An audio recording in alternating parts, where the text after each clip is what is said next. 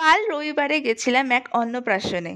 যেহেতু ইনভিটেশনটা আমাদের পাড়ারই ছিল, তাই ভেন্যুটা বেশি দূর ছিল না। গিয়েই দেখি একটা বড় গণেশ ঠাকুরের পুজো হবে গেটের ঠিক পাশেই, আর পৌঁছাতেই হাতেই দিয়ে দিল চিকেন পকোড়া।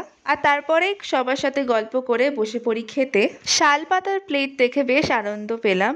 প্রথমেই দিয়ে দিল গরম গরম ভাত, তারপর দিয়ে দিল মাছের মাথা দিয়ে ডাল আর আলু ভাজা, তারপর বিশাল বড় একটা মাছের পিস আমার পাতেই দিয়ে দিল, যেটা আমি বাছতে পারি না, অনেক টাইম লাগে বাছতে, তাই একটু খেয়েই আমি একটু স্কিপ করে দিলাম। তারপরে দিয়ে দিল বাসন্তী পোলাও আর চিকেন কষা, সাথে স্যালাডও ছিল।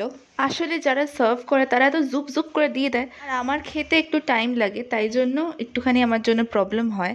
এই তো তারপর দেখতে দেখতে দিয়ে দিল চাটনি আর পাঁপড়, তারপরে মিষ্টি, যেটা আমি হাফ খেয়ে বিসর্জন দিয়ে দিয়েছিলাম। তারপরেই চলে গেছিলাম আমার ফেভারিট জিনিস কোল্ড ড্রিঙ্কস খেতে।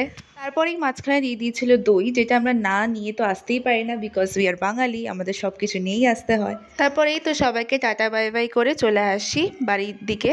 তারপরে মায়ের সাথে হাঁটতে হাঁটতে খাবারের ভালো মন্দ চর্চা করতে করতে চলে আসি বাড়িতে। Thanks for watching guys, like share and subscribe.